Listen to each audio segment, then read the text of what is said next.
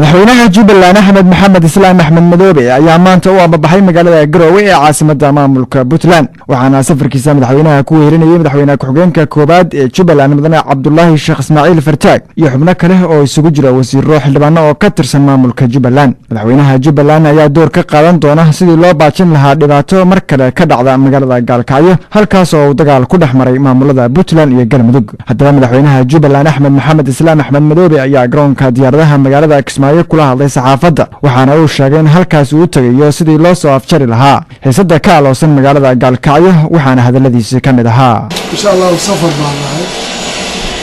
Allah lagu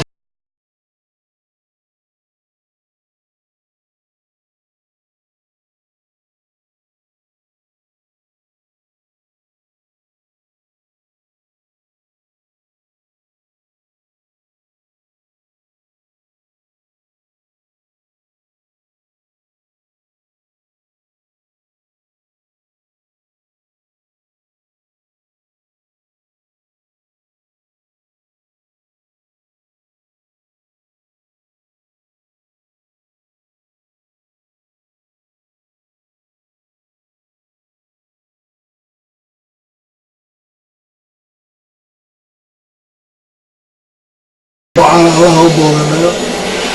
وحنا نتشيل إن شاء الله إنا واحدة بدء الدوري أنت أصلا أنت كور رسالة هذا والله اللي حرير كمان مركزي كبر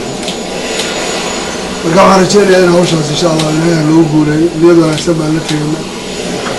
كمان كلا كمالي دنك على كمالي دتك أنا كتير ريتش بالله لو حال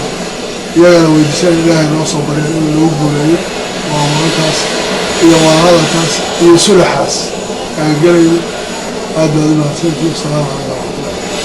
si kastaba ha ahaatee waxaa magaalada Gaalkacyo weli ka taagan xiisad dagaal taasoo weli u dhaxaysa maamulada Puntland iyo Galmudug Axmed Caydi Diiriye telefishinka caalamiga ee Somali Cable magaalada Kismaayo